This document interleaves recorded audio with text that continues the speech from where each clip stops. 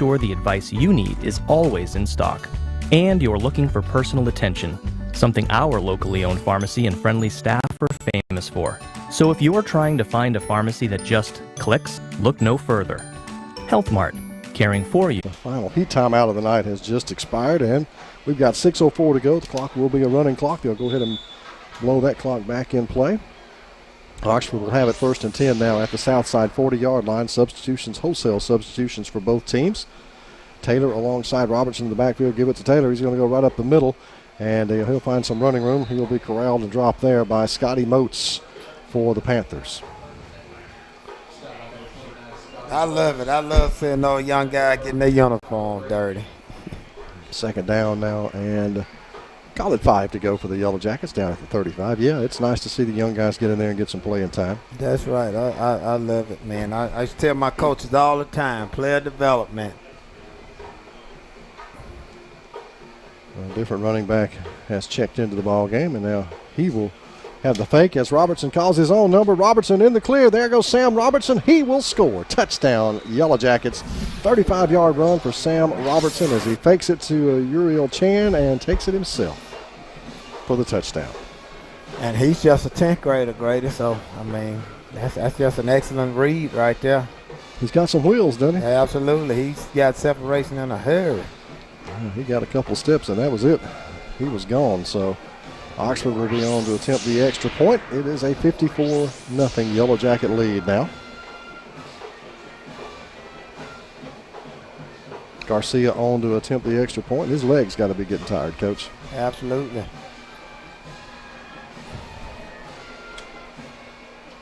There is the kick, and that one's up and good, and the Yellow Jackets lead it now 55-0. We're back with more coming up on the Friday Night Network Game of the Week.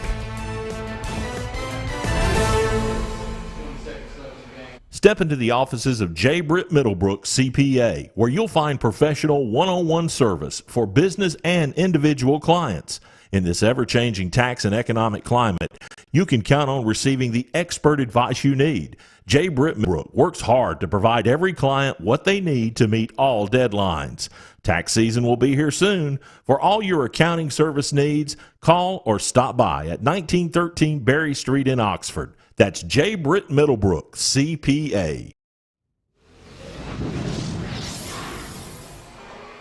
So the Yellow Jackets add another one on here. And make it 56-0 now over the Southside Panthers as the clock rolls with 3.5 to go now in the ball game. Been a tough night here in Southside tonight. Yeah, it's been extremely tough on them, and I kind of hate that, but it is what it is. So Yellow Jackets ready to make their way out, kick it off another time. As had a great crowd in attendance tonight. Of course, they're not allowing completely packed stadiums, but a lot of folks turned out for this one tonight here in Southside. And again, want to say thanks to Southside for hosting us tonight. Great folks here. They have been great hospitality, man. We've really enjoyed it. Got to see some old friends, and it's been great to see the folks up here in Southside. Here is the kickoff. It's going to be fielded, fumbled, and picked up now. Cody Roberts. Make that Roberts out there blocking. That was number 22 on the return, Damian Hitchcock. Number 22 on the return. Gets it out across the 25 out near the 29-yard line, we'll call it. 1st and 10 for the Panthers from there. Make it the 27 they'll spot it at. And the clock rolls with 2:05 to go in the football game.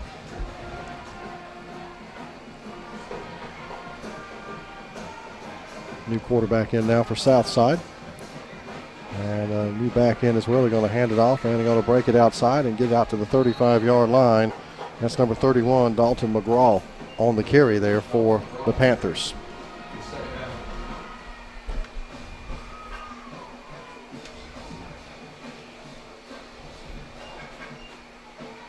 Looks like the new quarterback in is Gage Neesmith for the Panthers. Final minute and a half now. Neesmith's going to take the snap, going to hand it off, and this time hit in the backfield and drop for a loss is McGraw. First man there was big number 66 for the Yellow Jackets, and that is Radley Sexton for Oxford making the stop. 3rd and 5 now for the Panthers. Well, Coach, what are your impressions of this Yellow Jacket team that you've seen here tonight? Oh, I'm very impressed with them. They lose the way they lost early. It's had to be tough because, Oxford looks extremely strong. Has a great team, man, great program, and got a lot of good players. We'll run the football another time. Will Southside, and out maybe just short of the first down is McGraw. As Oxford, he's going to get his first down. Yeah, I was impressed. Offensive weapons seem limitless on this team, and I was impressed with the defense tonight. The strength and the speed they showed up on the front line, and of course the cover guys are outstanding. So very solid, strong defense for this team. They're going to be a threat to win it all again, I think. Well, and that's the key, when you got cover guys like they got, man, you can put 9 in the box. You got 2 cornerbacks that can, they can lock them down, and that's what you want. Especially at this level at 6A, you got to be able to cover because you're going to have the passing game comes into play at the 6A level. That's our final tonight. Oxford wraps it up. They win it 56-0 here over Southside. We're back to wrap it up ourselves coming up next.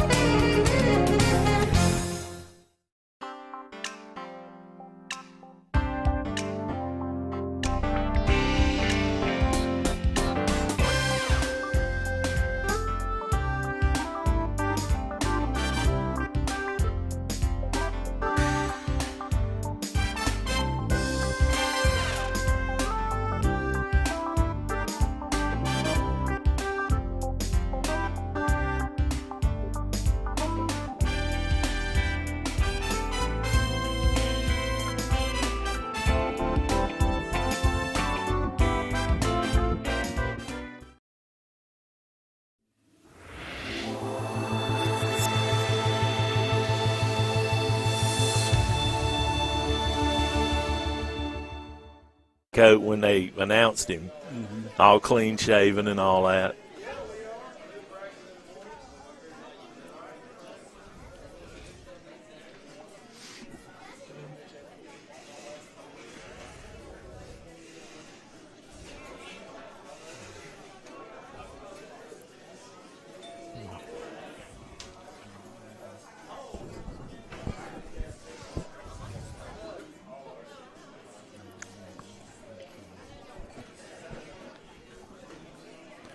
I'm trying to find anybody that's got a good picture of the kick that the kid made, with him kicking the ball.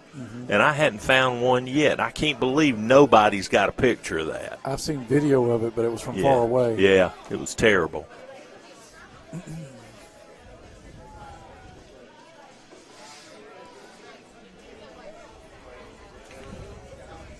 Hey, man. Doing okay? Doing good. How are you? Doing good. Good to see you. Glad to have you. Yeah, thank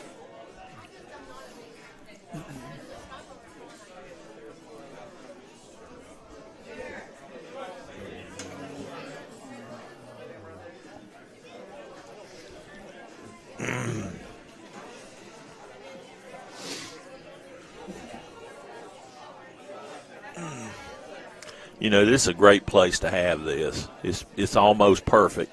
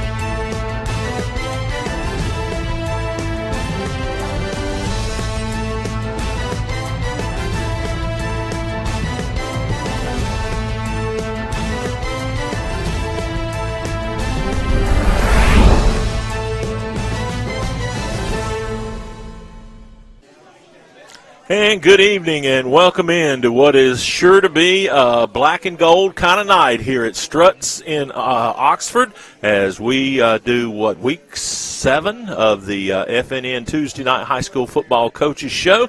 Dressed for the part, I'm Jim Jacobs. Joe Medley to my right. Did you do that on purpose? Come on, tell the truth. Men in black. Men in black, that's us.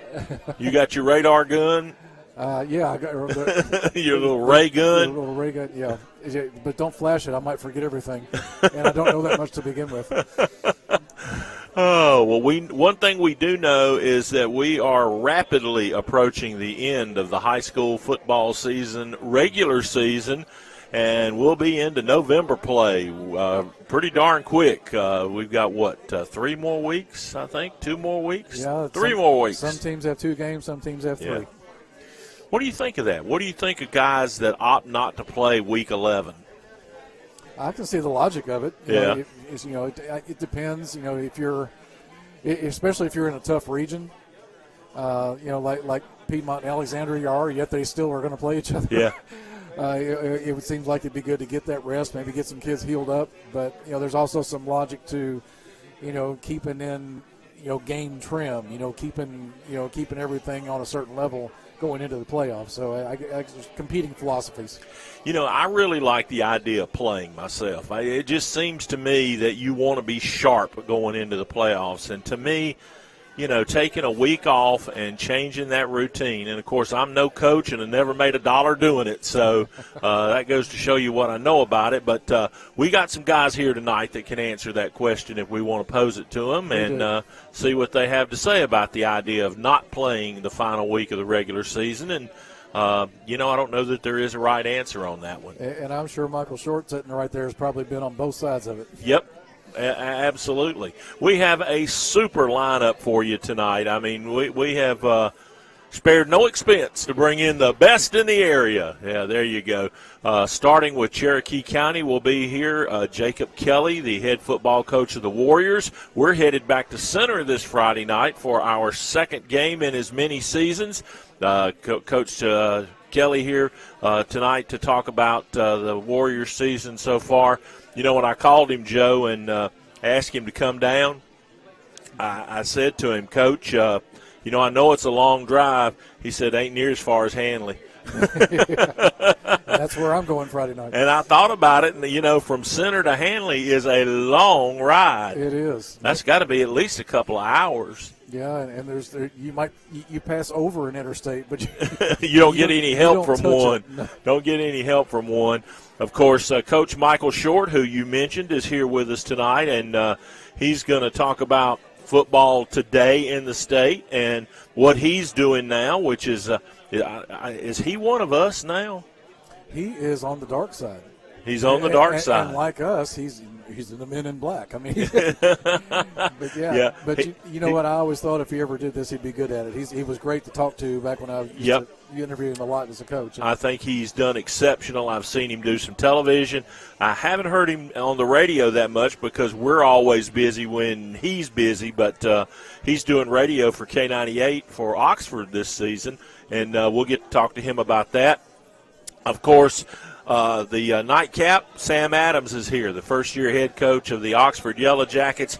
Boy, they turned a huge corner Friday night, didn't they? They have. That was a big win, and to beat ARAB, the only unbeaten team in region play, and now they're in control of their destiny in the region. Imagine where they were a few weeks ago and where they are now, and where they were in preseason and where they are now. Absolutely. And, of course, we capped the night off with Rey Barrera, our player of the week, and I can't think of anybody that individually has done anything this season to deserve that award more than that young man. Yay, kickers. It's in the NFL this weekend there were 14 missed field goals.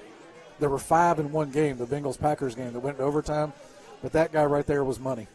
What 5.3 seconds left? 5.3 And, I mean, seconds. it was no gimme either. No. And from what I heard, Michael Shortt was telling me that the snap was a little bit off, the hold, they had to get it down. So there were all kinds of imperfections there, and he still put it through. But the folks from HSC are here tonight to award Rey our Crystal Spire, whatever it's called, for Player of the Week for week number 7, and we'll do that to wrap the show up tonight. So a lot of good guests tonight, a lot of good things to talk about, and a lot to get to.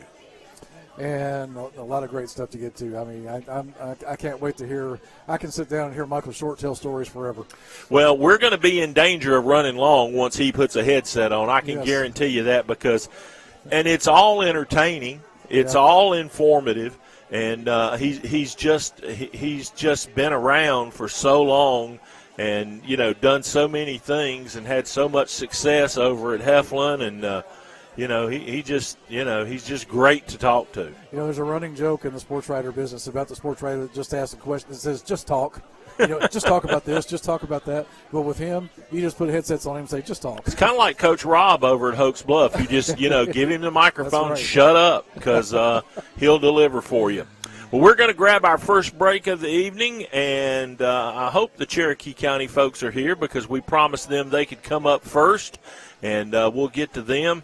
and get our evening started off here tonight when we continue from Struts in Oxford on the Tuesday night high school football coaches show on the Friday Night Network.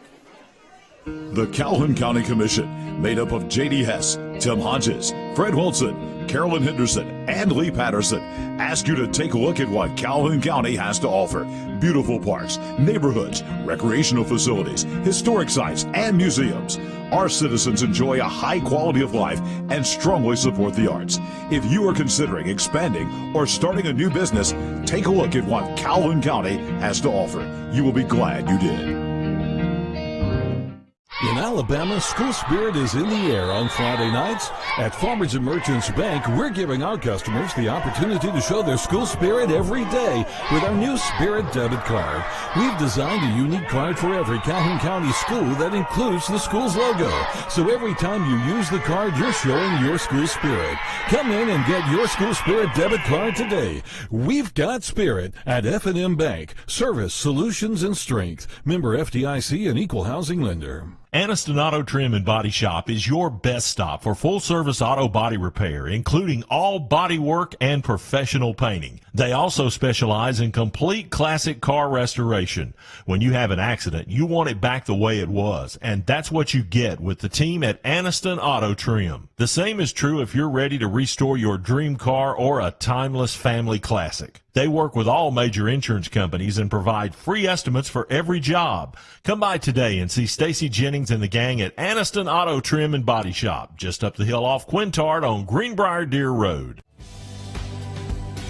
Harrison Sports and Chiropractic, located in Aniston, Alabama, is dedicated to their patients. Car accidents, injuries, pain management, or even if you're just feeling the wear and tear of everyday life, Dr. Farr and Dr. Harrison can help. Call them today at 256-231-0417 or like them on Facebook. Walk-ins are welcome, most insurance accepted. Contact them today. That's 256-231-0417.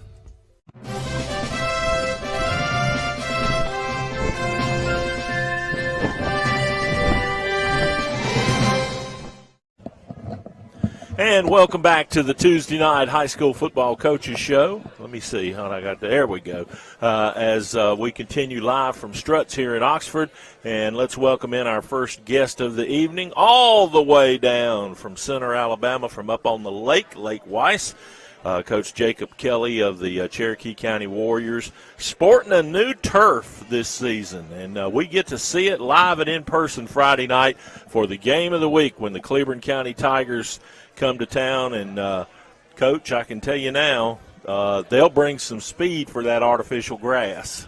Yeah, they will. We've seen it on film this week and this weekend, and they've been playing good ball down there in Heflin, and they got a new turf of their own, and they got a good 1-2 punch in their quarterback and running back, but they're a good overall team, and so we've got to be ready. Oh, absolutely. Well, listen, we'll get to some X's and O's of the game here in a minute, but talk a little bit about why we're seeing more schools get this turf in. I mean, at one time it was, a huge deal to have it, but nobody could afford it. But now it seems like either it's come to budgets or budgets have realized we got to have this for player safety, for practice, for whatever it is that makes it a wise investment for the school systems, because Oxford's put it in, you got it in Heflin now, you guys have it, and it's all quality product.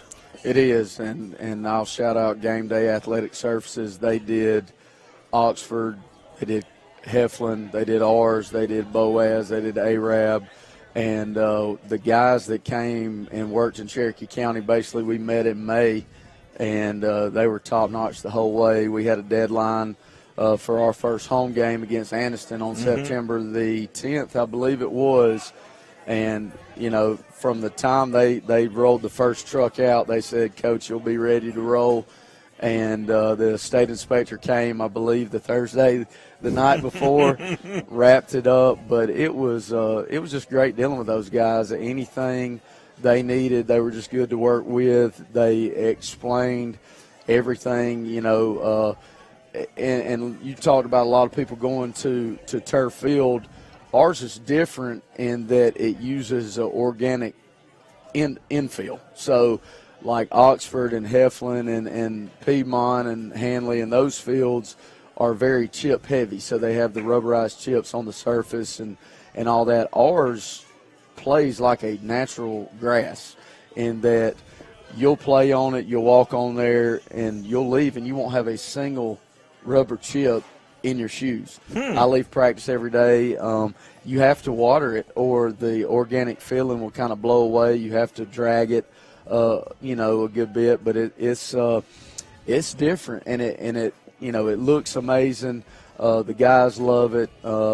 You talk about injuries and the project and a lot of people going and the financial stuff of it, but it's really, everybody else's projects, I guess, were their own. Ours was like 2 years of planning and putting stuff together and just trying to improve our facilities, not only for our program as far as the high school program, but the middle school program as well, the youth football league as well. And so when I got there, it wasn't just this is just phase one of our overall athletic improvement plan. We're looking to improve our weight room. We're looking to get a track this spring. We're looking for the best things that we can train our athletes from the youth, because we're part of a county system, but we have Center Elementary, Center Middle, and Cherokee County High School, and we've got a ton of kids and a ton of participation. And the thing is the community buys into the fact that if we can provide our kids with the best tools for them to be successful, that's what we're about. And it's easy to put the vision and put the projects together, but really the city, the Board of Education, the superintendent, the principal, and everybody made it real. And so hats off to them for investing in the kids. And like I said, it's been fantastic. That first night playing Anniston up there, just the game in itself was a great game, and it came down to the wire. And whether we had turf or grass or whatever, the game would be remembered for a long, long time. But that being the first night on it and to kick it off that way, it really was a special night for us. And, we've had good homecoming. We've had some other games. And so being able to have senior night this Friday, with a lot on the line in a region game against Cleveland County, it just makes for another big game in Warrior Stadium, the new improved Warrior Stadium. Absolutely. Bobby Joe Johnson Field. That's right. And we'll have our cameras pointed on it starting at 7 o'clock for kickoff this Friday night from center as the Cleveland County Tigers come to take on the Cherokee County Warriors. And, Coach Joe Medley and I were talking about this earlier tonight before the show started. There's going to be one team out of 4A Region 4 that's going to be watching on that first Friday night in November, and it's going to be a good football team. So this is a region that is stacked with quality football. I mean, there's Hanley that's up here, and then the rest of you seem to be all about right here. That's right. I mean, and we knew that kind of going in, but I think a lot of people – just if you read the newspapers, I don't think a lot of people maybe had us in there just because we were in there last year. But I think the majority of the media was leaning more towards Mumford preseason. And, they got some really good players. They've got a left tackle and a junior skill guy that's battled injuries all year.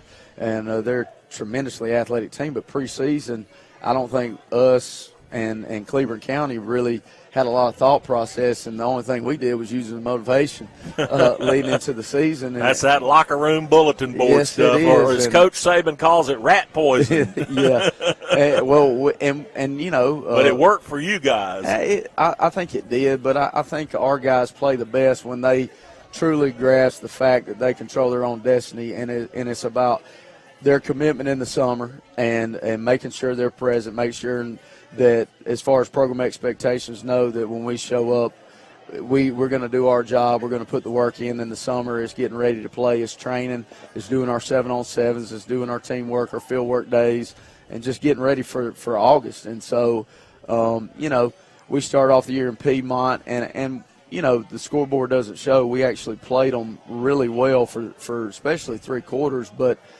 we didn't execute the way we need to if you're going to beat teams like Piedmont, like Hanley, and those are the 2 losses that we have so far this season. And you look at what went wrong, and it's execution for the most part, and so we just didn't play our standard those nights. And so we use it as learning tools.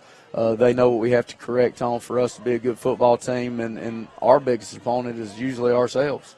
Well, that's normally the way it is. I think when you you can only do so much with them, and then they got to go out and work the plan. That's right. Yeah, but obviously you've had a huge impact on the football program up there since your arrival. And I asked somebody the other day that I was talking with on the phone about Cherokee County and football and stuff, and I said, you know, what's made Coach Kelley work? And they said the kids have bought into him. And I think as a coach, that's the first thing you got to accomplish. I mean, they got to listen. They got to believe what you're telling them, because kids aren't stupid. You know, I mean, you can't fool 16, 17, 18-year-old kids when it comes to things about where you are with them. No, and it's no doubt. And, you know, I tell people all the time, if you really want to know what goes on in our program, just ask the kids, because they'll tell you straight up the truth. And the reality of the situation is we go to work. I mean, we go to work. The kids know what it's about. We don't talk about it, be about it. That's our that's our deadline slogan, and it can involve anything in the classroom, in the weight room, on the field, at practice, whatever.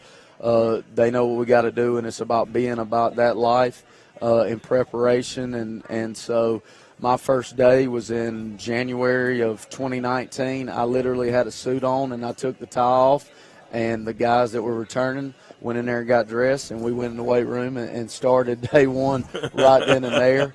And, you know, I look forward to them every single day. Like, I'm a true players coach. I love to see those guys. I love at 120 when they come into the weight room every day. I love the off-season grind. I love our off-season program. I love what we have and what we have to look forward to. And you know, it's just we've changed a lot. We've revamped the whole entire locker room facility. You saw some pictures of that the other day. Looks really good. And the thing is it's growing. So we completely redid it. We had 40-something, I think 45 lockers when I first got there, and we now have 60. And next year we're going to dress way over 60. So it's we've already outgrown the new one that we just put in, and so we have enough weight room, basically space, to work out comfortably about 36 at a time with what we do. And we work out almost 60 players a day.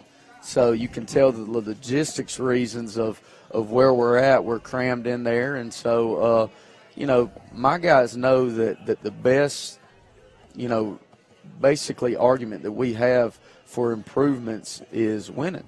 And winning takes using what we have to the best of our abilities. And so, but it's truly about the relationship. It really is. The players know me.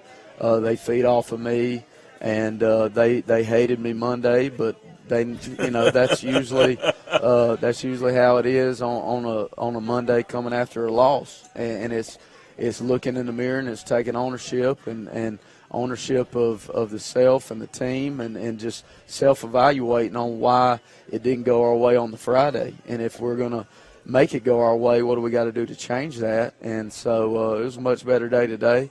Moods were much better. The positivity was back. But, you know, it's you know, it's just a good relationship that we have in the players. The players know every day the expectations. And like year 3 now, it's not necessarily grind. I mean, maybe year 1 and a little bit year 2, it was a lot of on-the-whistle stuff, a lot of me losing my voice by, like, Wednesday because of the hollering. And, like, we don't have that. They're so trained to do it. You know, I can focus more on form and percents and making sure everybody is where they need to be on whatever program and plan that we're in place there.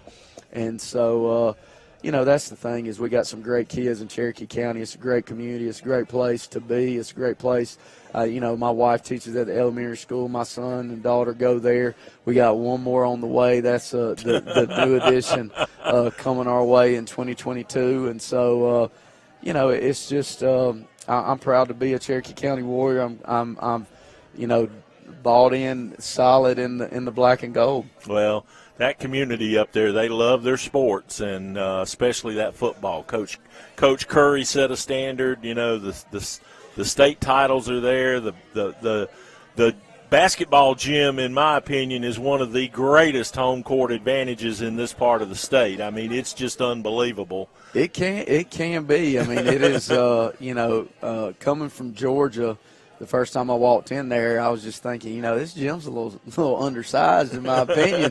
But then, you get White Plains on a Friday night, that thing's getting packed out, and it gets loud. I mean, it does create a good home environment for I've been to several of them up there, and you're exactly right. Well, all right, let me hit you with a couple more, and then we'll talk about the young men you brought with you tonight and get them over here. Let's start with, when I have conversations with Coach Smith from Piedmont, we always wind up talking about the things that they do to be successful, and he always comes back to the youth programs and how they try to do the same things within their youth programs that they're going to do when they get to varsity. So he doesn't have to teach them that kind of stuff. It becomes second nature to them. Are you at that point yet with what you're trying to accomplish in Cherokee County? We're working towards that. We just don't have, our youth football league spans the whole county. So in like Piedmont situation, their youth football is basically their Piedmont City kids. Right. And so I guess the dictating factor in the past is that, your B-team quarterback might be from Cedar Bluff. Right. And so you necessarily don't want them learning your plays if they're not going to be going to Cherokee County High School where, as, ball's ball, whatever, tall, sweep, right is going to be in Cedar Bluff. I mean, we might call it something different in Cherokee County, but the logistics of it are the same. But we do. Our middle school runs the system. They played over in Etowah tonight. They got a big win over Atala Middle School or Etowah Middle School, whatever it's called. I'm not sure. But they've had a great season. This was their last game. They do our stuff. The next building factor is the weight room. I'm a big weight room guy, so I feel like those guys at the middle school need to be taking advantage of it. And so hopefully we can get on the same page and get a facility where we can house all those kids, because my dream is to have every male athlete 7 through 12 in that weight room together. And that's a long-term goal, but, that's really where I think that we can benefit the most, because if you look at the growth factors, the biggest growth is from when they show up in the 9th grade coming from the 8th grade. There is a big separation in the 9th graders that have been in the weight room program for a year to those that come in on day one. It's almost like, a whole new world for those guys. Right. And so we're trying to bridge the gap a little bit faster. And so I think we're getting there. It's a long-term, plan, and the facility wouldn't even be able to house them if they sent me all those kids, tomorrow. So, but I'm happy where we are.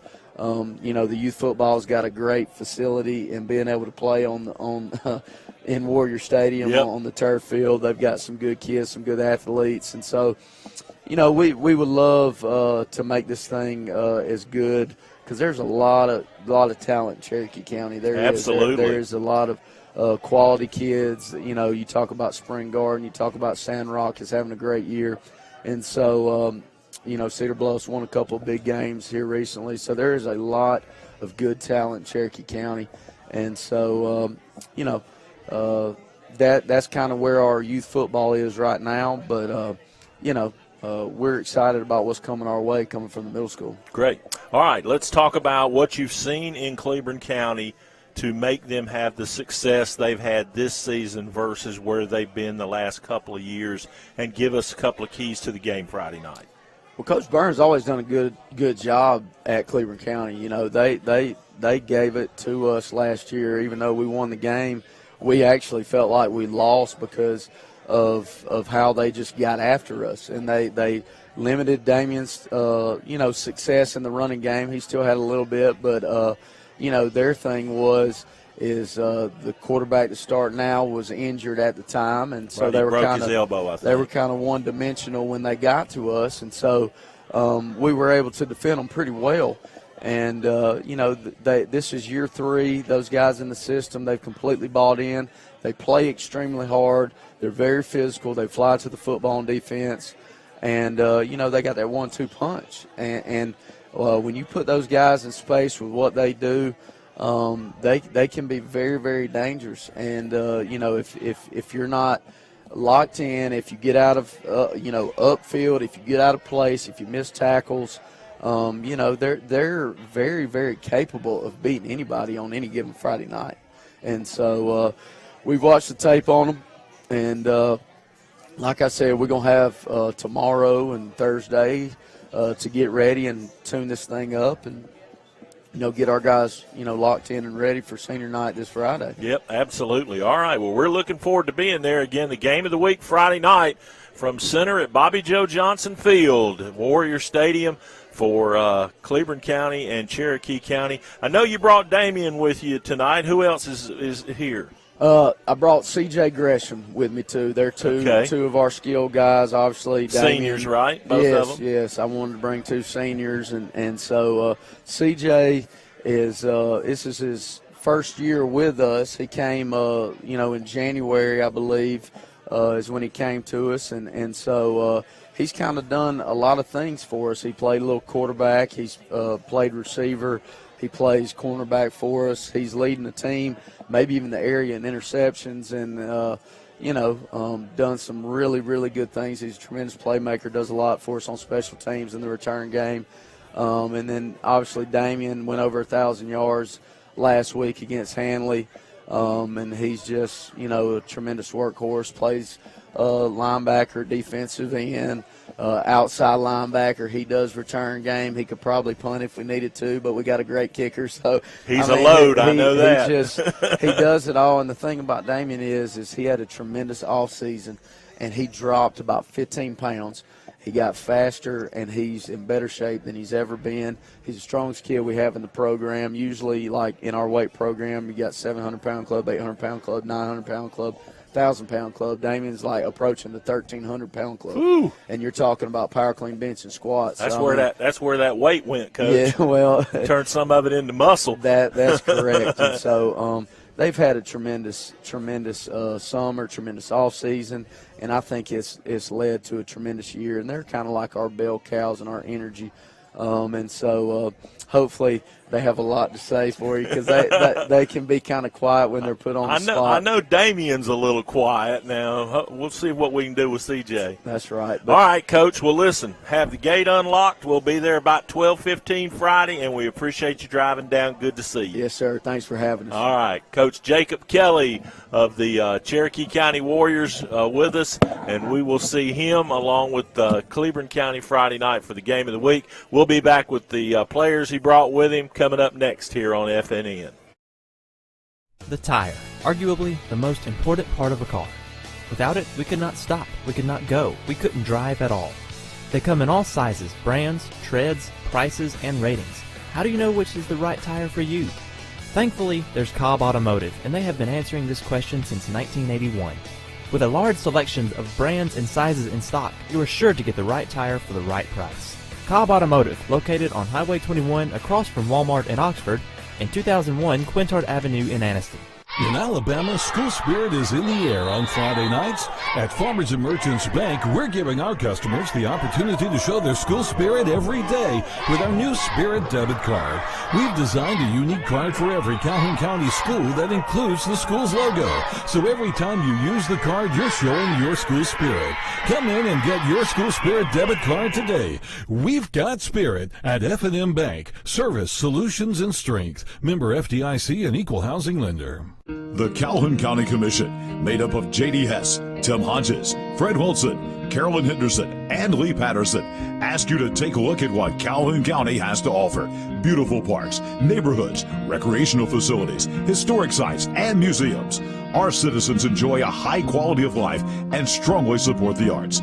If you are considering expanding or starting a new business, take a look at what Calhoun County has to offer. You will be glad you did. Cofield Asphalt Refinishing is Northeast Alabama's go-to source for exterior parking lot maintenance. We provide a broad range of products and services in the asphalt, seal coating, and striping industry. Whether it's for a commercial or industrial customer or helping serve other contractors like ourselves, we're here to serve our community with over 25 years experience. Get a free estimate. Call us at 256-454-5336 or contact Cofield Asphalt Refinishing. And welcome back to Struts Wings here in Oxford as we continue with the Tuesday night high school football coaches show. It's a black and gold kind of night, and first up is the Cherokee County Warriors. We've already talked to Coach Jacob Kelley, and now we've got a couple of seniors off the team, C.J. Grisham to my left and Damian Webb to my right. The bus. Yes, sir. You do it all, right? That's what they say. Okay, now let's talk a little bit about the season, Damian. You've had a pretty good year. You stayed healthy. Assess the season for us. Tell us what you think. Yeah, this year we've had a lot of success. Now you got to talk up a little bit, Damian. There you go. Yeah, this year the team we've been doing pretty good. Yeah, we've had a lot of success. We're doing different things and putting me in different positions and other people in different positions to do the things we have to do to get a win and make good plays. Coach Kelley says that you are the strongest player on the team. I'm sure that's something you take a lot of pride in. Yes, sir. Yeah, I like being the strongest person on the team and trying to show everybody else the ways to lift and get stronger and stuff and help them out. Coach Kelley is obviously huge on the weight room. Tell us a little bit about how that's helped your game. Yeah, well, Coach Kelley being he's so big in the weight room, he eats, sleeps, does everything in the weight room. He eats probably eats pre-workout for breakfast. You know? He loves being in the weight room, and he makes it fun for everybody else, and makes it like where we love to be in there and do what we got to do. And it helps so much because to be an athlete, you got to be strong, have explosiveness, and do all types of different things. Now, CJ, I understand you just came in this season, yes, right? Sir. So where'd you come from, and how different is it for you? I came from Sachs. Right. And, Sachs is like near Anniston. And, yeah. I played football from when I was, I want to say like 6. I always been in football and stuff. And so do you like the weight room? Oh, yes, sir. I like the weight room. It's pretty good. It's different from Sachs. Really different. And what about talk about the positions you play? I play cornerback, quarterback, and wide receiver. So on Friday night, are we going to see you wide out, or where are you going to line up? I'm going to line up at quarterback more. I've been getting more reps at quarterback throughout the week, yeah. Okay. So I'm going to be there probably more than I'm going to be at wideout. Now, are you a RPO kind of guy, or are you primarily in there to run behind the big guy here, or what? I can do it all. I do it all, really. Do you do it all, Damian? Yes, sir. Okay. All right, guys. Well, obviously it's a big game Friday night. We talked with Coach Kelley that you guys are in that tough 4A Region 4 with some really good football teams. And, unfortunately, one of the 5 that's at the top of the region is going to wind up watching in November, and I know you don't want that to be Cherokee County. No, definitely not. Not happening? No. Nope. What do you think? Not happening? Nope. Nope. Not happening. Okay, and let's talk about Friday night just a little bit. Damian, what have you learned this week getting ready for Cleveland County about them, and what's going to be some of the keys to you guys having success in the game? Yeah, they got a good little defensive line, and they like to stack the box, so we can do a little different things. Can't really tell you the game plan. Oh, I understand. They might be watching. Well, I guarantee you they're watching. But, yeah, we got some game plan for that. And you can throw it, still run it down their throat. Do a bunch of different things. I noticed that they got some weak spots. Well, when you stack the box like that, if the play that you're working on is successful, it's usually an explosive play that goes for big yardage and even points. Mm-hmm. And I'm sure that's what you're thinking, right? Yes, sir. Over the top. Pretty good too. All right. Well, listen. Did you guys have your dinner yet? No, sir. No, but sir, you ordered in? Yes, sir. You ready to go? What you having? I got wings. Wings? Hot wings. How hot? I got hot lemon pepper. Hot lemon pepper. Sweet heat. Okay. How about you, CJ? I got teriyaki, or I got that yeriyaki. Yeriyaki. Hot yaki. Hot yaki?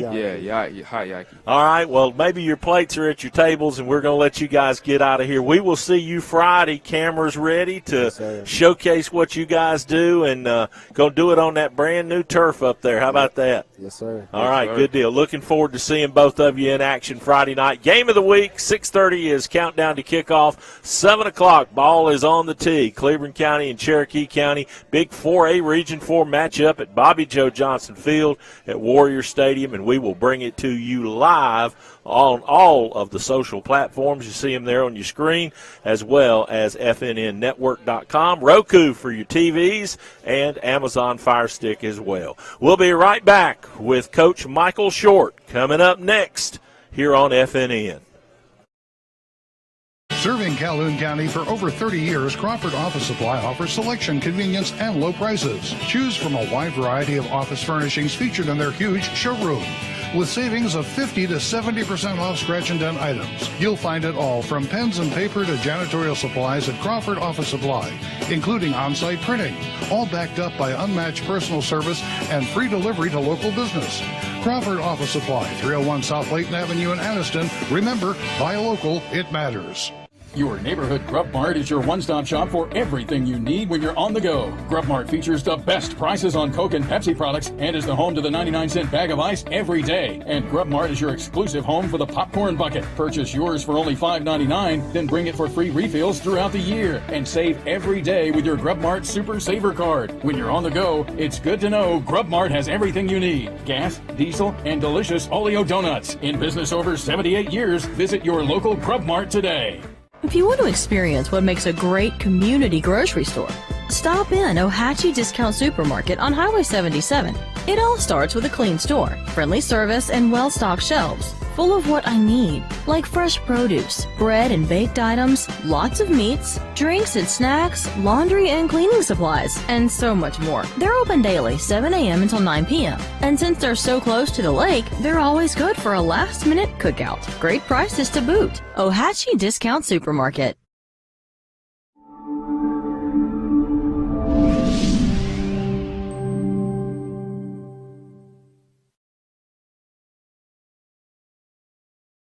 Return to Struts Wings here in Oxford. Jim Jacobs, Joe Medley, and our next guest, the head coach, Michael Shortt. Let's see now. You could be on a tractor. You could be in a bass boat. Mm-hmm. You done picked up broadcasting now. Mm-hmm. Of course, you're pretty good football coach in your day.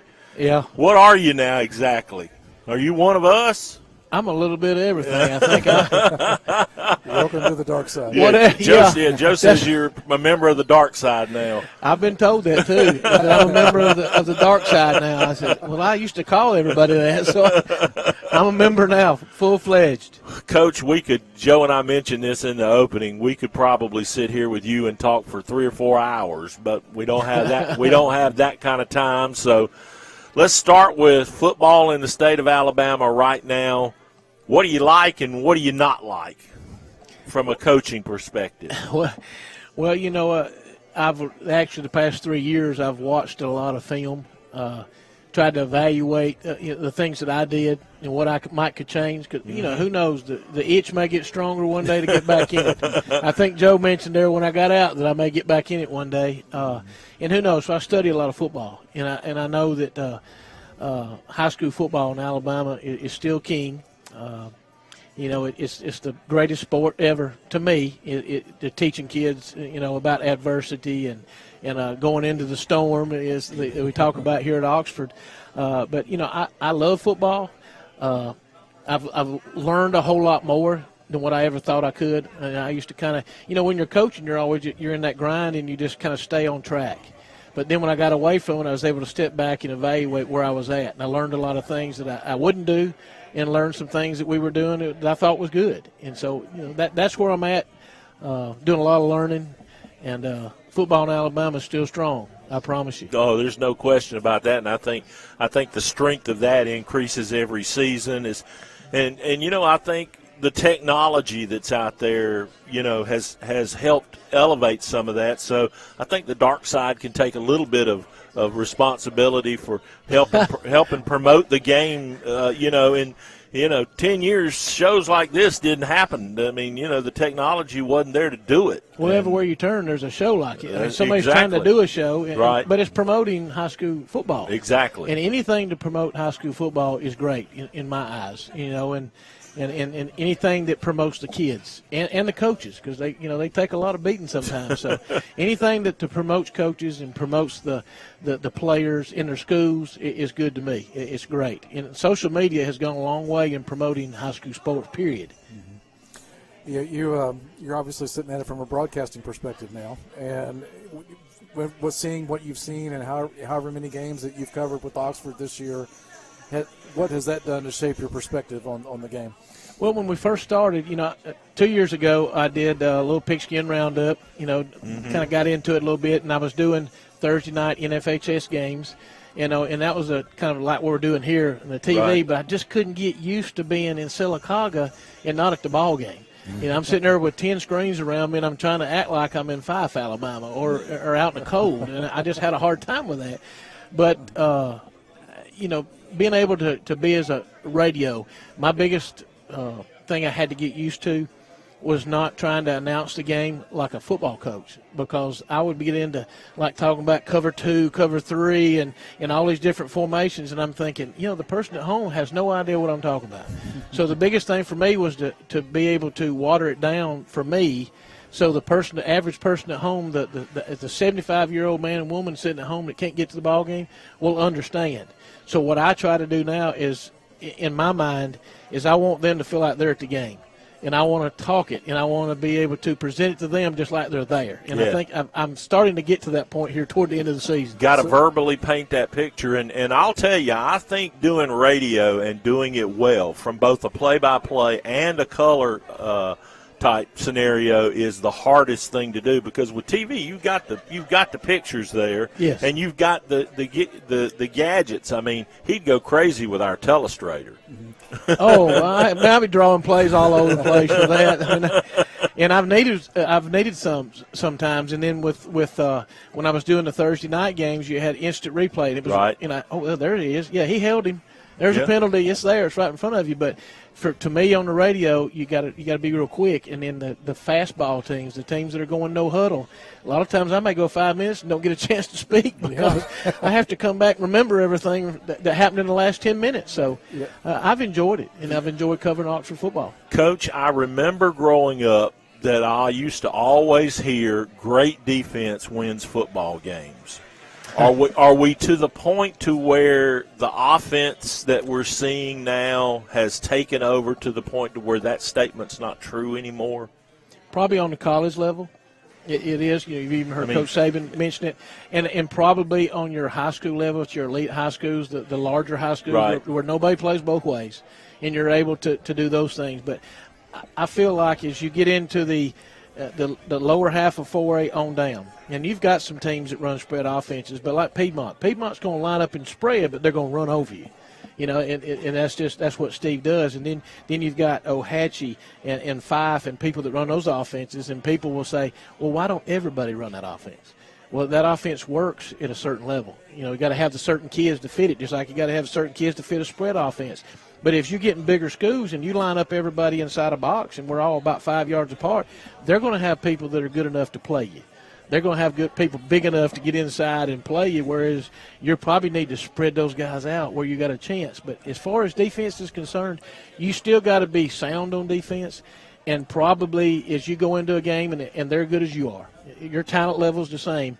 Nowadays, coaches look at, can we get 3 stops in the ball game or force them to kick 2 field goals? And if we're good enough on offense, then we're going to beat them by 14 points.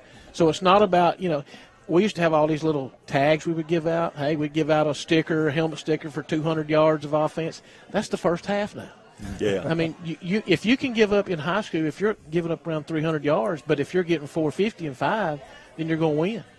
That I think what we're seeing is the state's trying to change it, but it hadn't changed yet, is people are still winning with their kicking game. And eventually we thought 3 years ago that kickoffs and stuff like that was going to weed itself out, but it hadn't yet. So you can still tell those high school guys that work on it a lot and the ones that don't, because watch Piedmont when they win a lot of games sometimes. It's going to be a punt block, it's going to be a kickoff return or something like that makes a difference. And there's a lot of schools that work on it, but I think a lot of coaches 2 or 3 years ago decided we're not going to work on it as much because it's finally going to go away. But it hadn't yet, so that's – I'll ask you a personal question. You talked about you might get back into coaching at some point. And we all know you had some health matters before. Is time away help that situation? I'm closer, but I got a gallbladder issue I'm gonna have to take care of. And then once that's taken care of, maybe everything's on the back burner now. But as a head coach, I don't know.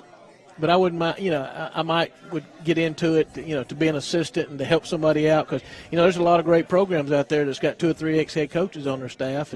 But we'll see. I'm going to give that up to the good Lord and let him decide where he wants me to be, and I'll do what he wants me to do. My next question is, can you tell us just how special it is what Fife has accomplished over the past 5-6 years? Oh, yeah. It's special because it's so hard to do, and it's so hard to motivate kids that's already got 3 rings on their finger.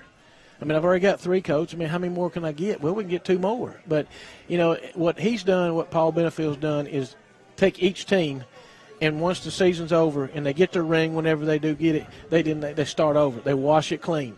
And now we got to start and do, this is your team now, okay? And then what are you going to do with it? So he's had great senior classes. Every year they have to have because those senior classes have got to be one to lead them. But what was more impressive than anything was the move up to 3A. Yeah. And they got it done in 3A. Never missed a beat. A little bit tougher. It was a little bit tougher. You got to bring in a new quarterback and, that kind of stuff. But, they're running an offense they've been running since first grade. So they know how to run it. That's not a change. Because Coach Benefield, because those kids are so good at what they do, they practice – during the week because, they have a lot of blowout scores. We all know that. But they work on a lot of trick plays during the season that you won't see till game 2 of the playoffs or game 3, or it may be the state championship game if they got to pull out something. But he's worked on it. I promise you he gets to work on it during the week. But, yeah, what they've done special, but what they did in 3A to get through last year and to win it, and especially, was it Montgomery Academy? Was that who they beat? Montgomery Catholic, whichever one it was. Catholic Montgomery. Catholic and Montgomery. To win that game, that other team was pretty special too. So, it's been an unbelievable run from them and their community and their coaching staff. Let's talk about the team you cover now, the Oxford Yellow Jackets, and just how much different a conversation is it now than it was maybe 3 or 4 weeks ago. Oh, yeah, I mean – I get to watch them when they first asked me, hey, you talk what you know with football and just talk about the game and color, being a color analyst and talking about how I see it. When they first started, there were some issues there, of transfers and, losing 30 seniors. I mean, that's enough right there. And then he lost some transfers and then had some injuries. and you had younger kids, but that had to be the toughest non-region schedule I've ever witnessed, I've ever seen. And 3 of those 4 at the end of the year, more than likely, are going to be undefeated on the field. You know, you had Pleasant Grove had a forfeit, but still on the field they got it done. So how many times do you have a non-region schedule where 3 of those 4 are undefeated and ranked 1 or 2 in the state? And don't be surprised at the end of the year, you know, Thompson will be there. But my goodness gracious, Central Phoenix City is not bad too. They may have one of the best offensive lines that I've seen. Now, I don't know about all the rest, but their offensive line is pretty good. But just watching Oxford, watching their 11 seniors is all they have. But those guys have been the glue to hold it together. When there was a lot of chatter early in the year, you know, Coach Adams couldn't help what went on before he got here and what happened. All he knew that he said, we're going to go in the storm, and that's what we're going to do every week. We're going to face a storm. But my goodness gracious, that team has had to – they were probably in some tropical storms at first, and it turned into a hurricane and then back and forth. I mean, they've had to do all that. And it's real impressive how their seniors have kept it together, how their coaching staff has kept them together. Because when you're in 6A football and you play at least – maybe not starting, but play at least 11 freshmen and an 8th grader, that's unheard of. And for them to be able to do that is just very impressive. And it bodes well for the future. So, but as all of us have to do, you know, even in college, you got to make sure you're keeping your team together and you can keep them there where you're at. But, you know, the facilities they're fixing to build here at Oxford will be second to none anywhere. And, you know, why wouldn't you want to bring a kid? You know, you get a kid there that's playing and you want to go somewhere where it's first class education, first class athletics, not just football, but all their sports. So Coach Adams and them have done a great job, and they're healthy. Last week was the first time that they've been healthy since the Jamboree, as far as getting everybody that they need to play. So now that they're healthy, you can really see a difference in their football team. And they were just looking there for a while of just trying to win out just to get in the playoffs. But now because of the upset of Fort Payne over Southside the other night, their win over Arab, now they've got an opportunity to actually win the region. If they win the region with the people that they've had to play and with the injuries they've had and everything they've been through and all them storms that they've been through, they better get a big monument put out there at region champs if they can pull it off. Well, you know, and that was going to be my next question because I know you've personally experienced this. Do you think Sam thought maybe he took the wrong exit? Because, I mean, he just kind of fell into a bucket of, you know. Well, you know, when it comes to coaches, especially good ones, and Coach Adams is a good one, is we all look for challenges. You know, if anything, you know, he probably didn't know it was going to be that big a challenge, but just you can tell that he's been there before, he's been through that work ethic, and he's going to stick to his guns. You know, and I've already seen that. So, you know, a lot of guys, we got in a situation like that and said, well, maybe we need to change. You may question what you do. But no, he's not questioning. He's not wavered on anything that he's done. As far as I can see, as far as the coach standing back and watching, I mean, they're doing the same thing every week, and they're not changing. It's not nothing that they've done wrong. It's just, like you said, it was just something that they fell into. But like I said, he's sticking with his guns, and he's doing what he's supposed to do. But talk about what that's like personally. I mean, how it affects you and your wife and your kids. And yeah, you bet. Because, you know, fans can be brutal.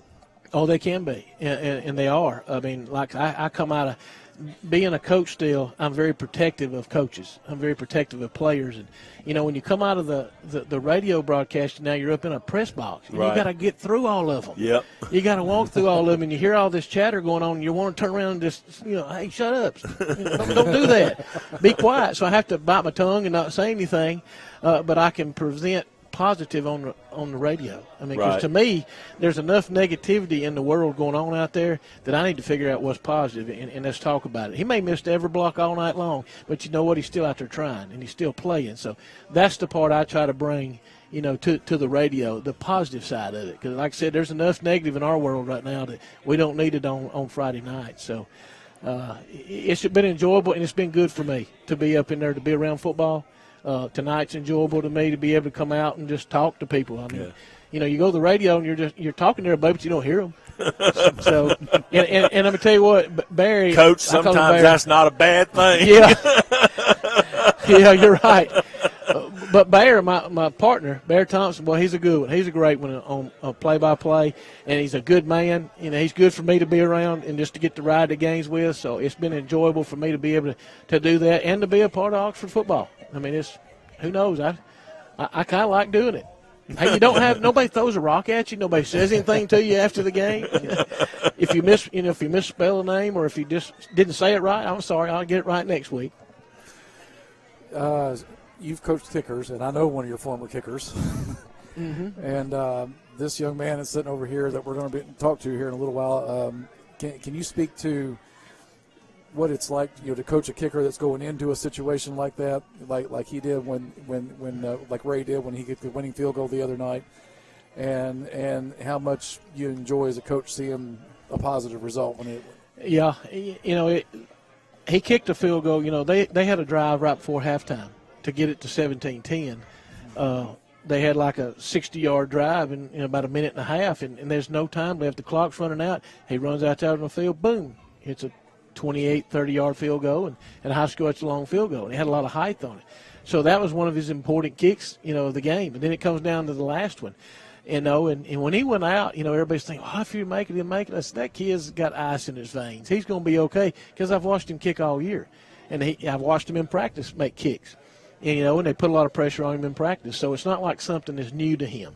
So he's done a good job all year. And the thing that I mentioned the other night in the radio was after he made a great kick, but also, you got to have a good snap. And the snap was a little bit low, so the guy that, the holder there was able to grab that ball real quick, Judge Sire, and get it on the tee real quickly. And that's probably why it had a little spiral to it because he got it down. But, nobody remember that 10 years from now. They're just going to remember they kicked the field goal and it won the game for him. So it was exciting to see for him. To make that kick, but he's been making them all year. So that's why I felt good about it when he made them, because it's not like he's been erratic. I mean, he's been pretty solid all year long, and their kicking game has. Their kicking game has gotten better each week, week after week after week, because, they've changed punters, and the punter that they had, excuse me, I can't remember his name, but when he started out the season, it's 20 yards at the best. But he's gotten better each week, and I go in there before, the game and watch him practice. He's hitting 30 and 40-yard punts now. So their kicking game has gotten better each week, and that's something to watch. And those are the little things I watch as a head coach. I'm trying to watch all the little bitty things, but I've been really impressed with Oxford's kicking game this year. And old Ray there, like I said, he's Iceman. He can make them. Let's kind of start wrapping this up with a little trip down memory lane. What does it mean to you to have so many former players that are now basically mimicking your career and coaching and, leading young men into football battle every Friday night? What's that mean to you? Well, it's special. We had a little thing here when I was at Cleveland County. If you wanted to coach football or coach anything, period, and you were going to go to Jacksonville State, we would let you come back and work out and coach our junior high. And on Friday nights, work with us. And some of the, from Jameson Edwards to Michael Lees, I just keep Ron Irvin, you name them, a lot of the ones I had. Mm-hmm. They all went through that program. A little bit of humbling there being down with the junior high and then work your way up. But it was just something it get grown and it grew and it grew. And the next thing you know, I looked and, my goodness, I think when we did that little FNN award I had, not Coach of the Year, but a Lifetime Achievement Award. I mean, I probably had at one time in my career, I had 16 kids that are coaching somewhere, whether it be in Georgia or like Todd Bates at Clemson. But, Todd makes me proud. Tyrone makes me proud. But, if a guy that's just coaching junior high football somewhere, still making me proud because they're affecting the community and they're affecting wherever they're at. And that's what always made me proud. It maybe somewhere, something we done as a staff, encouraged a guy to go out and find what he wanted to do in life and to be a coach, and you can affect so many people in a positive way. That's always made me proud that we've had so many guys that go out and coach, and I get to watch them. And I was going to go out and see every one of them play, but now I'm busy on Friday night. So, but social media's allowed me by being able to use. I still got Huddle, and I'm able to pick up everybody's games, so I watch a lot of football. My average going to bed time on Friday nights is about 4:30, 5 in the morning because I'm watching games on Huddle. We feel you, Coach. I know the feeling. Watching game day live on Saturday mornings for us ain't happening. No. Have to replay it. Hit record. Well, give us a rundown. The teams you think are the best teams in the state. What should we be watching for the rest of the season based on what you've seen? Well, I've seen Thompson. There's no doubt they're the most talented team. That doesn't always mean you're going to win it, but they should. I mean, they should. Thompson will be there. I think 6A and 5A this year are pretty solid as far as numbers of teams that have got an opportunity. I think 6A's it may be, up for grabs. There's a lot. Like I said, there's some good teams there, but I think it's up for grabs. Instead of having one dominant team, I think you got 5 or 6 teams that can play. Then you drop down to 5A, and you got Pleasant Grove sitting there in the mix. They're going. You got Pleasant Grove, Faith. There's several teams in that classification that can do well. I think what we may have this year is probably one of the most exciting Super 7s we've ever had, because we've got several teams, especially from 4A up, as far as having great games, and you get 5A, golly, you just start naming off the teams. You can't ever forget Clay Central. Central Clay, okay? Because, people they've had losses with the 2 years they won it back-to-back. They had losses during those seasons. They didn't win their region. No, they didn't. So, that you always got to keep those guys on the bend. And, I think Alexandria this year has got an excellent football team. I've seen them. A lot of times you got to look and look at your bracket and see where you get on the luck of the draw. I think Alexandria this year probably is going to end up running into Parker or Pleasant Grove a lot earlier than they did the year before. It may be in the second round. It just all depends on how their season ends up. They've got a very good football team, very talented, but they're sitting there having to deal with Pleasant Grove or Parker or some of them people that are just as talented. And then we get into 4A. Hanley, if Hanley was sitting in the north, I'd just go ahead and put them in there. But they're in the south, and, they got a very good football team. I looked at Viger the other day. I've mentioned that. I think Viger's going to be a surprise when I got to watch them last Thursday night play. They got a good football team. And then when you get in 3A, you always got to talk about Fife and Piedmont. Mm-hmm. I know they lost to Ohatchee, but as far as, that may have been a wake-up call for Piedmont. That's happened before, too. Yep. You just never know, because they got the talent, and they got the people, and Fife's got the tradition. Piedmont's got the tradition, but it may come down to them again. But I tell you what, there's a booger sitting down there in South Alabama in 3A that they feel like this is the year they can actually win it. We brought them up to them a while ago with the Catholic Montgomery. Yes, and then when you get to 2A and 1A, you always got to think in the smaller schools, Lynette and people like that. Look what they do to Hanley every year. It's a one-score game. Yep. In a low-scoring game. Yes, it's a low-scoring game. So it tells me they can play defense because they got plenty of athletes that can do it. And then you always got to think of Sweetwater and oh yeah, when you get in South Alabama. 1A. But over the years, I always saw by going to the playoff meetings, every year 90% of the people are the same people, the same guys. You got that 10% that new guy comes in and he's been there before. And I'm talking about that's there pretty much past the second round. From the second, third round on, it's almost the same people every year. You think about it. You covered it. It is, And you got Mars Hill Bible. How many people are they in 2A now? I think, or are they still in 1A? No, they're 2A. They're back 2A. But how many 2A schools have got turf and they've got the facilities that they have? If you ever get a chance to go by and look at their facilities, go by. It's second to none. Yes, they've got a lot of money, and there's a lot of money there. So, but their program, but there's traditionally good 1A and 2A programs, but they're there a lot because I don't see when you mention 2A, you got to throw in Mars Hill Bible too. And just imagine. Here's what you got to look at in the next couple of weeks, guys: a reclassification, because that's a reclassification this year. So that's always exciting. I'm already studying and trying to get numbers to see where people's going to be, because guys are guessing. Hey, I'm going to be here. I'm going to be there. You don't know yet. You got to find your numbers and find out what COVID did. That's what find out where kids got left and not even in school. I think it's amazing that we've sit here and chatted for some 25 minutes. And that's the first time the word COVID has come up.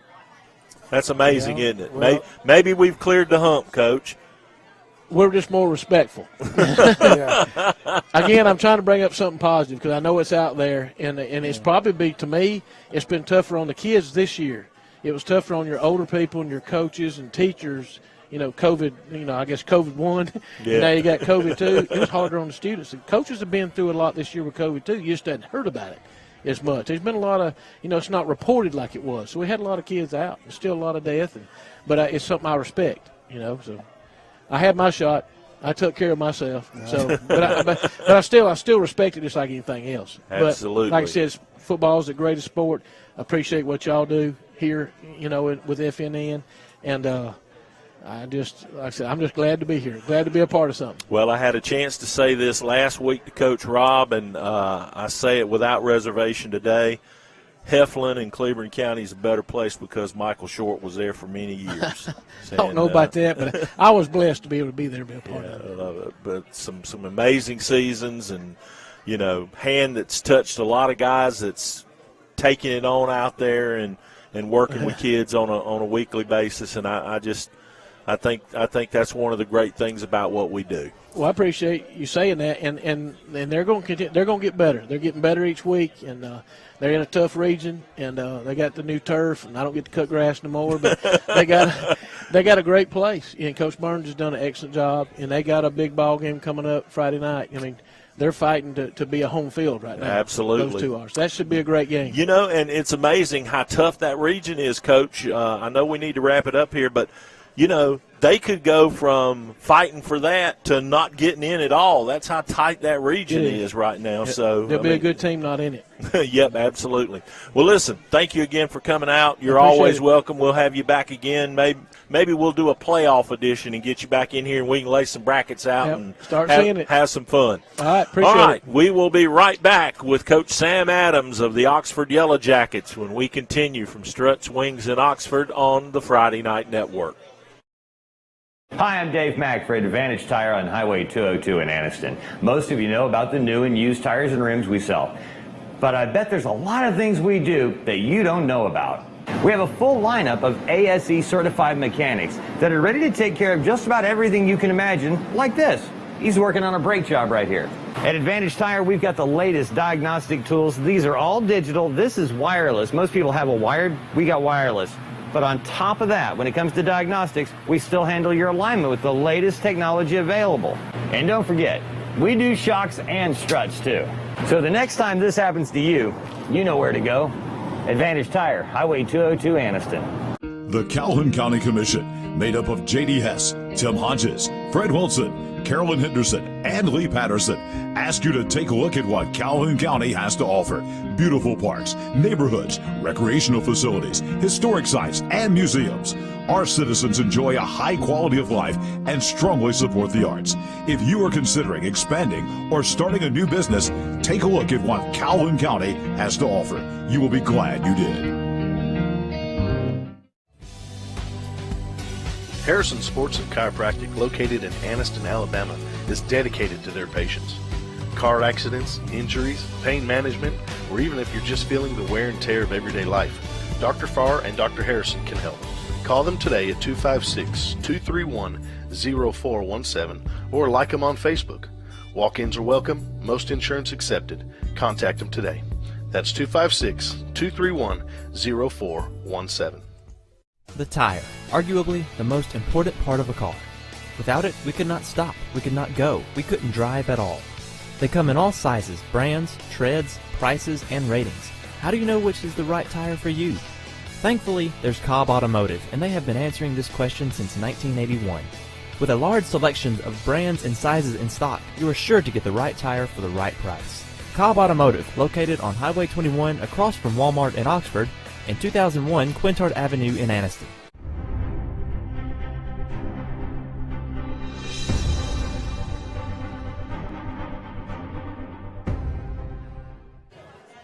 Well, we've said it's been a black and gold kind of night, and for sure it has, with Cherokee County to lead us off, and then, of course, Oxford to cap things off tonight. And here's the head guy for black and gold right now, Coach Sam Adams. And Jake, put the picture back up of the guest for tonight for us real quick, because I got to ask this. Now, you see the guy there on the left? Clean-shaven, coat and tie, nice new Oxford hat. I bet they gave you that. They didn't make you buy it. That was that night. That was that night. Now drop that, Jake, and come back to Coach Adams over here on the camera shot. Now here he is. Is that a disguise or what? Fall foliage. That's right. Yeah. This is a little more casual look tonight out here at Struts.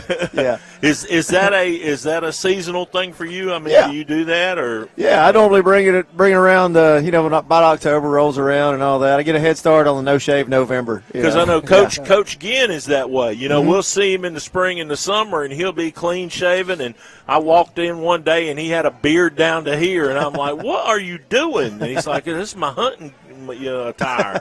So, and then is it because of the cold weather, or is it not really? No, it's just kind of changing up the look, and I just have to. The crazy thing is, if I have a beard, I actually have to shave more than I do than when I don't have a beard, because mine will grow like right up here to my bottom eyelids. I look like a werewolf, basically. So I'm losing my hair this way, and then my beard goes all the way up to right there. So yeah. So my wife talked me into growing one because I can't grow anything up here. So your life got a lot better Friday night on the foot of a young man that we're going to talk to and meet here in just a little bit, didn't it? Yeah.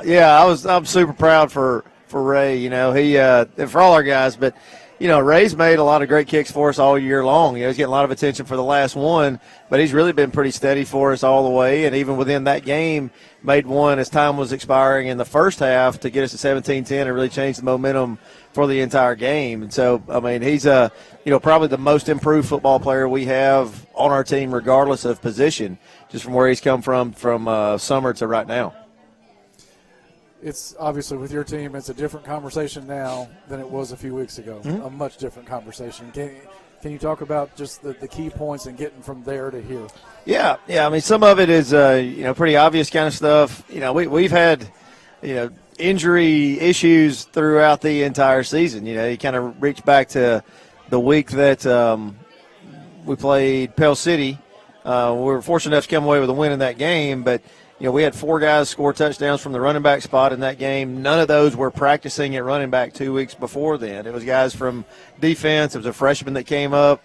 The Southside game, we had 2 freshmen playing running back in that game, and to go along with the backup quarterback and stuff like that. So we just got our whole set of starters together for the first time on a Friday night since our jamboree game against James Clemens. And so it's kind of hard to build some continuity when you're just shuffling guys in and out like that.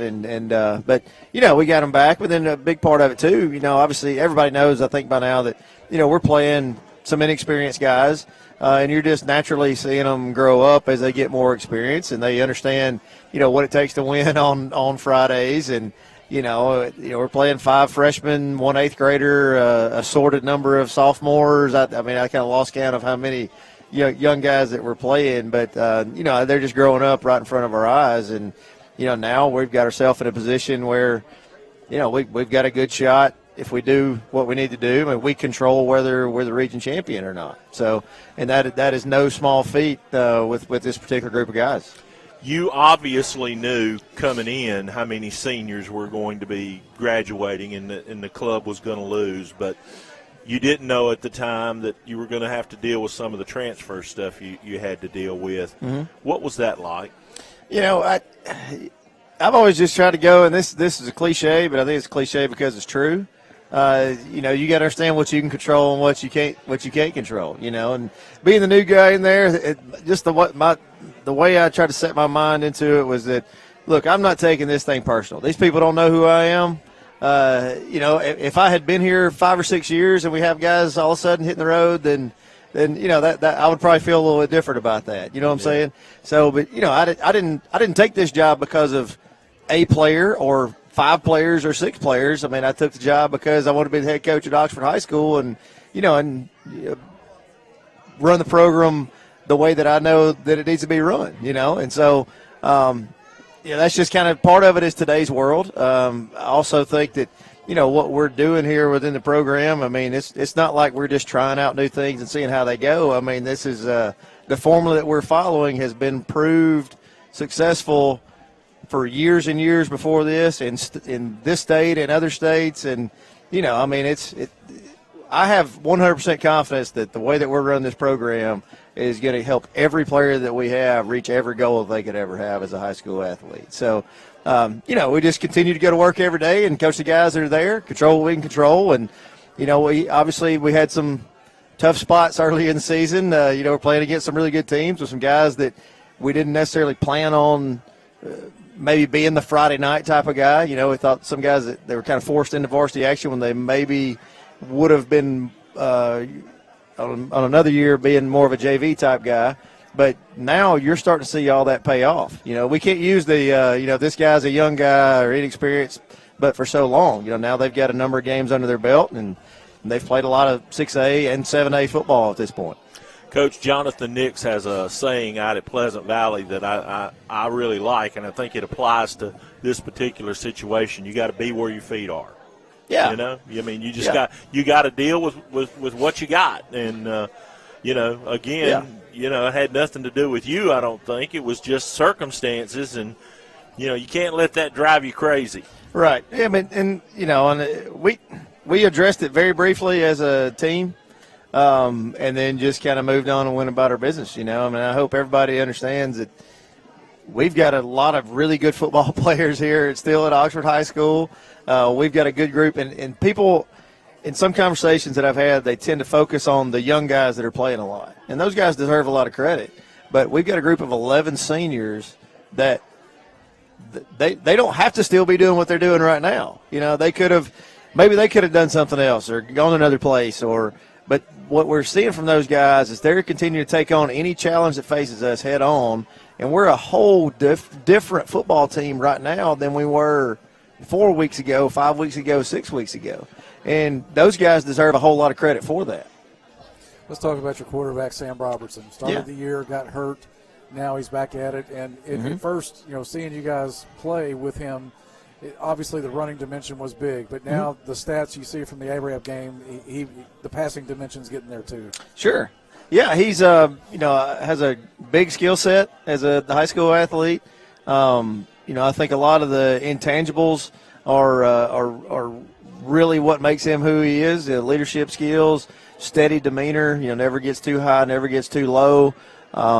Physically, he's a phenomenal athlete. He's like a lot of people say that there's fast and there's fast. He's fast. He's not just just running by some people. He runs by everybody. And then he's got the arm strength to make any throw we'd want him to make. And what we're really seeing, as much as anything, is a development just in his maturity level as a quarterback.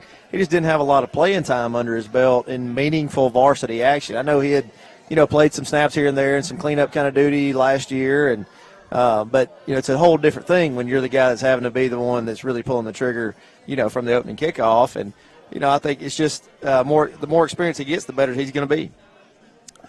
Coach, you said earlier that you wanted to be the coach at Oxford High School. Some people that are watching tonight may not know this was not the first time you had applied for this job.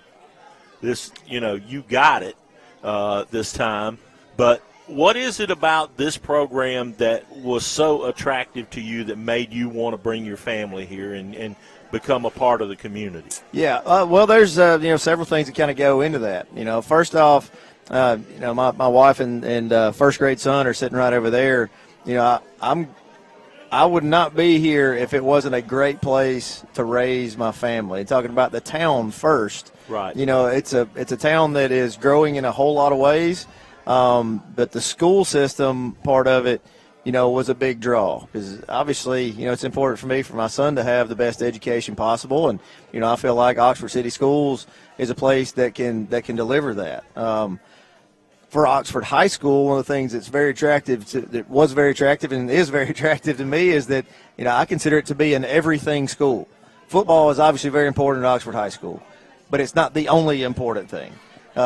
All sports are important, basketball, baseball. I played college baseball. I played basketball in high school as well as football, and so, I enjoy all of that, but, the fine arts are important. So the education part of it is important. It's an everything school. Obviously, we want to be at a place where football is important, but that's not the only part of the equation for me.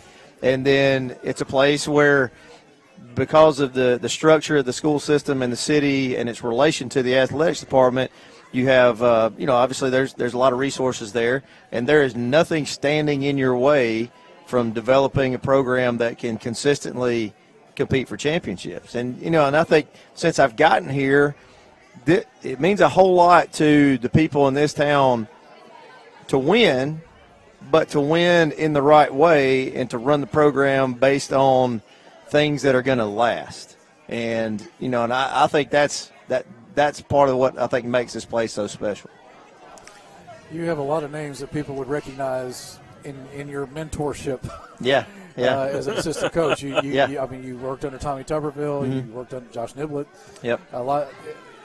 Who did you lean on when the storm? I see the wristband there into the storm. Yeah. When the storm was at its greatest, who did you lean on, and who kind of helped you get through all this? Yeah, that's an interesting question. I mean, the direct answer is my wife.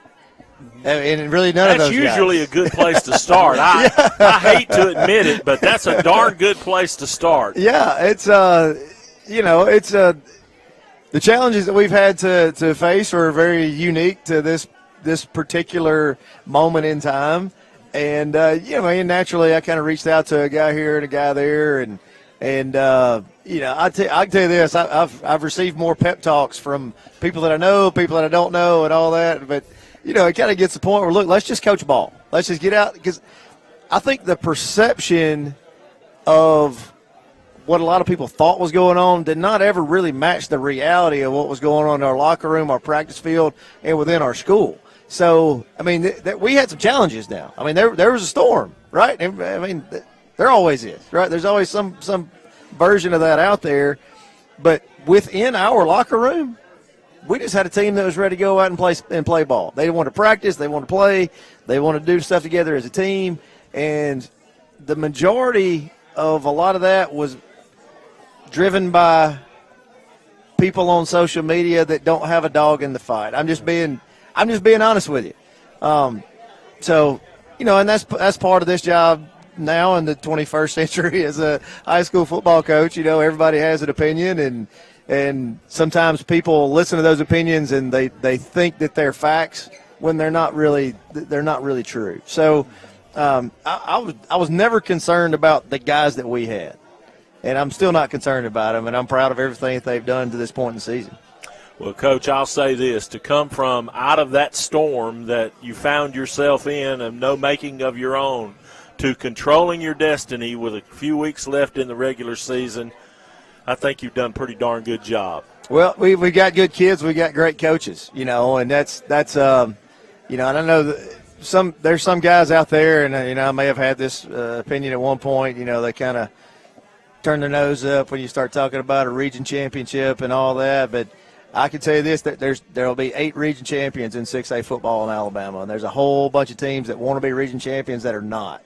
And if we can come out in that scenario, then I think that's a big feather in our cap for everybody involved in this entire program. I just happen to be the one that gets to decide whether we punt or go for it on 4th down, but there's a whole lot of people that contribute to this besides just me. And I'm happy for where we are right now. I feel good about where we are, and we just got to finish it out the right way. Wrap us up, Joe. Well, just talk about the game this week with Springville, and tell us, going on the road. Is it kind of? I guess you got to make sure they come down from this last one a little bit, huh? Sure. Yeah, we Springville is a much improved team. I think that's kind of a common thread when you look through the region. You have some teams that may have kind of had some hard times in recent past that are a whole lot better than they have been. And Springville's no different. John Clements, the head coach there, really well respected as a coach in this state. I've known him for a long time, and they have a little different looking team than what they've had in some years past. They have some big guys, they have some fast guys, and it's a good mix. We got to play well to beat them. They took some other teams down to the wire in games that they did not win. So the record could look a little bit different right now than it currently looks. And it's not awful right now, right? So, we'll have to play well to beat them. We hit that stretch in our season where we're on the road. We've been on the road several times in a row. So, hopefully we're used to that kind of routine. And it's been a little bit of a challenge. Well, I don't say it's been a challenge. We have definitely talked about not the phrase that we use is not drinking the cheese when we're talking about now. Just as it was not really true when people were telling us that we weren't good earlier in the year, it's also not true that we're great now. So, we got to talk about it. You go to the Mexican joint, everybody wants to get a little dip in the cheese and eat that. But if you drink the cheese, then it's bad for you, right? Yeah. So, enjoy the recognition that we got after a big win. But just understand, we're still a work in progress. Don't drink the cheese, Joe. It works for me. Coach, thanks for coming over. Appreciate you. Nice to, again, get to meet you first face-to-face and keep Joe straight over here when he's down working with you, and the best of luck the rest of the way. Maybe we'll get to see you in the playoffs. Hey, that'll be great. That'll be great. Go Big O. Coach Sam Adams joining us here tonight. We'll be back to make our presentation to our Player of the Week, Rey Barrera, coming up next on FNN. Cofield Asphalt Refinishing is Northeast Alabama's go-to source for exterior parking lot maintenance. We provide a broad range of products and services in the asphalt, seal coating, and striping industry. Whether it's for a commercial or industrial customer or helping serve other contractors like ourselves, we're here to serve our community with over 25 years experience. Get a free estimate. Call us at 256-454-5336 or contact Cofield Asphalt Refinishing. Serving Calhoun County for over 30 years, Crawford Office Supply offers selection, convenience, and low prices. Choose from a wide variety of office furnishings featured in their huge showroom. With savings of 50 to 70% off scratch and dent items. You'll find it all from pens and paper to janitorial supplies at Crawford Office Supply, including on-site printing, all backed up by unmatched personal service and free delivery to local business. Crawford Office Supply, 301 South Layton Avenue in Anniston. Remember, buy local, it matters. Your neighborhood Grub Mart is your one-stop shop for everything you need when you're on the go. Grub Mart features the best prices on Coke and Pepsi products and is the home to the 99-cent bag of ice every day. And Grub Mart is your exclusive home for the popcorn bucket. Purchase yours for only $5.99, then bring it for free refills throughout the year. And save every day with your Grub Mart Super Saver card. When you're on the go, it's good to know Grub Mart has everything you need. Gas, diesel, and delicious Oleo donuts. In business over 78 years, visit your local Grub Mart today. Tonight, high school football coaches show. There is nothing sane going on when this bunch is around, I'm telling you. I was just thinking that's a mouthful you just said, by the way. Dr. Far Away is here. Dr. Farr, of course, Dr. Harrison joining us with no microphone. And our player of the week, number 98. I can honestly say this is the highest number player of the week we've ever had. It is. Okay, and he's a kicker. You would think that, maybe that would be like a big offensive or defensive lineman, but how'd you pick number 98? I mean, I didn't really pick it. It was just a number that I got. They threw it to you and said, put it on, right? Yes, sir. Okay. Where's Smitty going? I see him lurking around out there. So he's getting ready. He's moving out this week from his parents' house. So he's leaving the nest. He's leaving the nest? Yeah, he's grown up. Smith is leaving. I'm telling. Well, yeah. Well, he's learning what life's all about. He's got bills to pay. Big boy bills, yep. Yeah, there you go. Now you got to keep that job. All right, Ray, let's talk about the game Friday night. Not only did you hit the game-winning field goal, but going into halftime, you popped another one. Yes, sir. Yes, sir. Yes. I mean, I was nervous, to be honest. But were you? Were you more nervous at halftime or at the end of the game? It was way worse at the end of the game. But to be honest, I just believed in myself. But I thought it got blocked, or I thought I hit the tee, and I thought it wasn't gonna go in. But once I reviewed the film, I saw that I made it go over, and that's what I was just. Well, a lot of people knew it went over long before you saw the film. I'll guarantee you yes, that. Sir. So what happened? Did you get hit and you didn't see the ball go through, or what happened? Well, I mean, when I kicked it, it went so high up, I thought I was gonna miss it, but it was just from my perspective, I guess, because I can't really see where the ball goes. I can only see if the refs do this or not. So you watched the refs. You didn't look at the goalpost. I mean, I'm sure you tried to. Yeah, I can tell when I make it. Like I said, when the refs just do that. But I just like if I feel like the ball hits off my foot good enough, then I know I made it at least. Well, see, that was going to be my next question. Does a kicker know when you hit the ball that it's going in or not? Well, most of the time you can tell when it's going in because you can tell if you hit the ball just perfect. If you can hear like the sound, you know as a kicker if you hit the ball good or not, and if it might not go in. But if you can tell when you hit it good that it'll go in. But you didn't necessarily have that feeling when you hit it Friday night.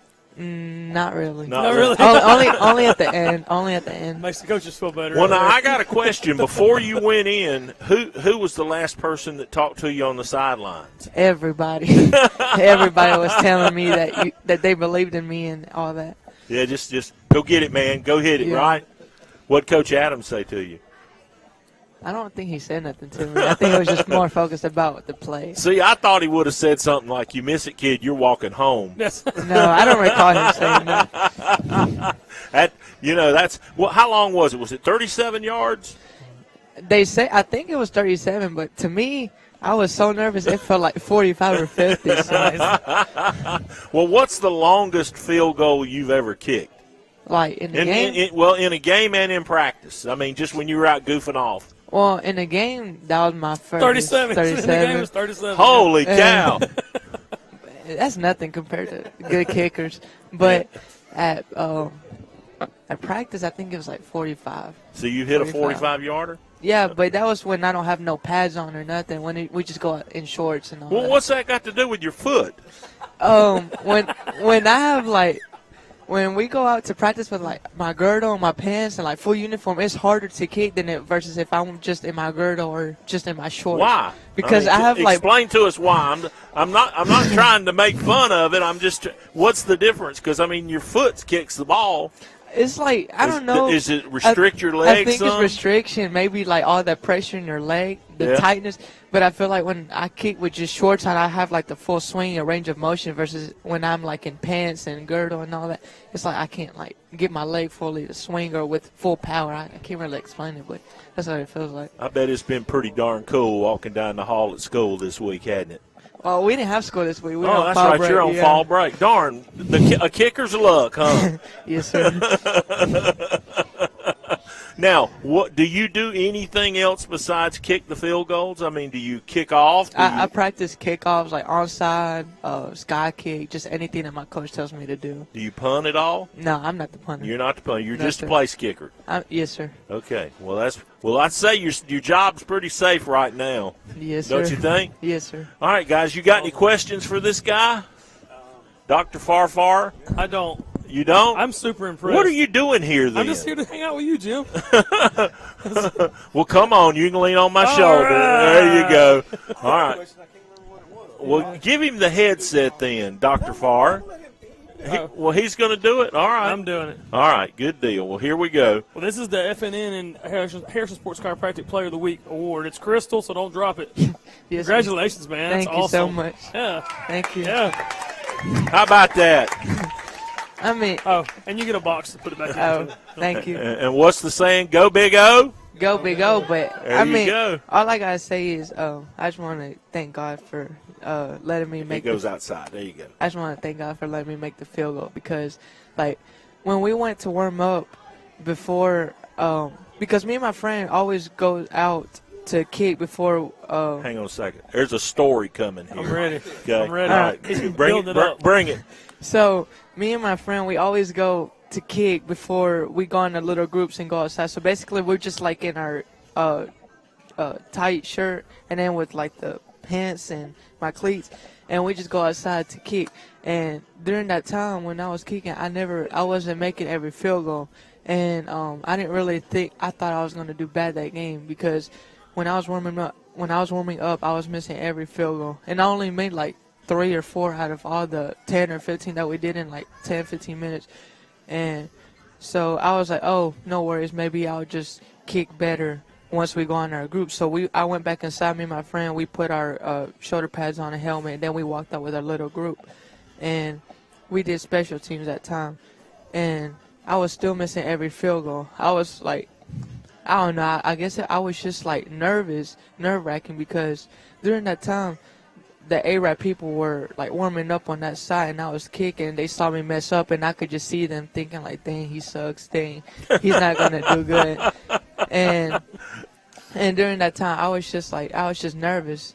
And after we got done through kicking, our little group and everybody else just came, and I was doing my onside kicks, and that was terrible as well. So I was like, I don't know if I'm going to do good. So I just like prayed in the locker room and asked God to help me make every field goal and just help me do good on kickoff. I guess he was listening. Yeah. That's awesome. And then during game time, everything was good until one of this field goal, I kicked it and it hit the post and then went in. And all I did was like, I didn't.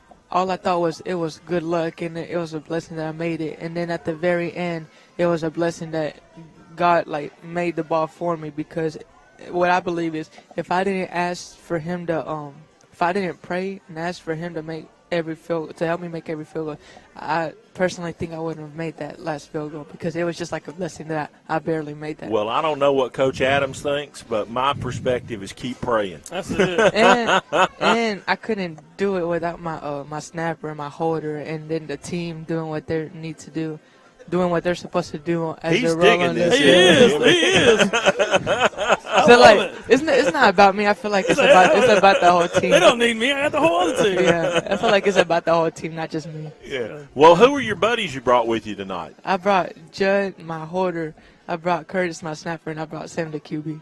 Okay. All right. Good deal. Well, come on, guys. Come over here real quick and get in the picture, and then we're going to wrap this thing up because Ray has made us go way long. Like that kick the other night, it went way long through. Yes, come on, sit down in here. Get in here, guys. Come on over, man. All right. Well, here we go. We got all the jackets in here, and you guys ready to finish this thing off and get that region title? All right, good deal. Well, go Big O. That's going to do it for us tonight. We are live here at Struts in Oxford. Friday night game of the week for us. We're headed to Cherokee County, the Cherokee County Warriors and the Cleburne County Tigers. Oxford's at Springville. You can hear the game with Coach Shortt, another guest tonight with us from K98 Radio. We will be back next Tuesday night with another great lineup of coaches, players, and another player of the week. Have a great week, everybody. God bless you all. We'll see you Friday from Center.